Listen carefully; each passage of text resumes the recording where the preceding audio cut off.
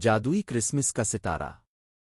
ایک دفعہ کا ذکر ہے، برف سے ڈھکے ایک گاؤں میں جو زمرد کے جنگل کے درمیان واقع تھا۔ کرسمس صرف ایک تہوار نہیں تھی بلکہ ایک جادوئی تقریب تھی جسے انسان اور پریاں مل کر مناتے تھے۔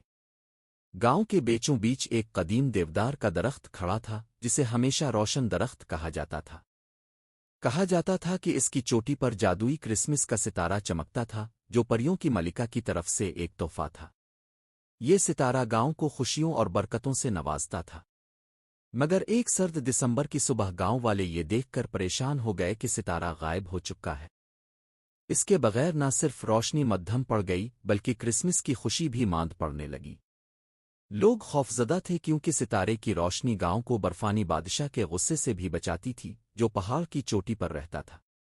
ایک بہادر اور نیک دل لڑکی کلارا نے ستارہ تلاش کرنے کی حامی بھری۔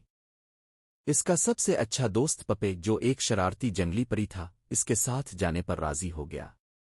دونوں نے جنگل کی طرف سفر شروع کیا جہاں برفانی بادشاہ کی شرارتوں کی سرگوشیاں ہوا میں گونج رہی تھیں۔ پہلا امتحان انہیں بلورین ندی پر ملا جہاں کچھ غسیلی جنات پہرا دے رہے تھے۔ صرف وہی پار جا سکتے ہیں جن کے ارادے پاک ہوں، سب سے بڑے جن نے گرج کر کہا۔ کلارا نے ندی کے کنارے بیٹھ کر اپنی دادی کا سکھایا ہوا لوری گانا شروع کر دیا۔ لوری نے جنات کے دل نرم کر دیے اور انہیں جانے دیا۔ جنگل کے اندر انہیں جادوئی درختوں کی ایک بھول بھلیاں ملی جو اپنی جگہ بار بار بدل رہے تھے۔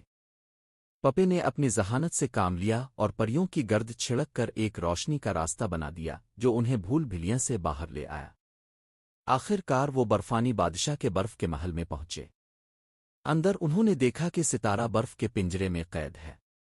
برفانی بادشاہ جو بہت ہی خوفناک اور بلند قامت تھا ان کے سامنے نمودار ہوا۔ میں ستارہ کیوں واپس دوں؟ اس نے گرج کر پوچھا۔ کلارا نے آگے بڑھ کر کہا، کیونکہ کرسمس صرف روشنی اور گرمی کا نام نہیں، یہ مہربانی، امید اور خوشی بانٹنے کا نام ہے۔ اور اب بھی اے برف کے بادشاہ اس کی خوشیوں کے حقدار ہیں۔ برفانی بادشاہ کچھ دیر کے لیے خاموش ہو گیا۔ برسوں پہلے وہ بھی کرسمس کو پسند کرتا تھا مگر تنہائی نے اس کے دل کو سرد کر دیا تھا۔ کلارا کی باتوں سے متاثر ہو کر اس نے ہاتھ ہلایا اور ستارہ آزاد کر دیا۔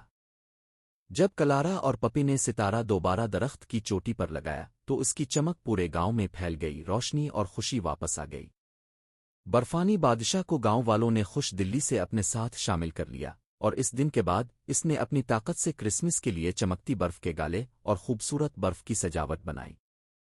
اس طرح جادوئی کرسمس کا ستارہ پہلے سے بھی زیادہ روشن ہو گیا جو اس بات کی یاد دہانی تھا کہ سب سے سرد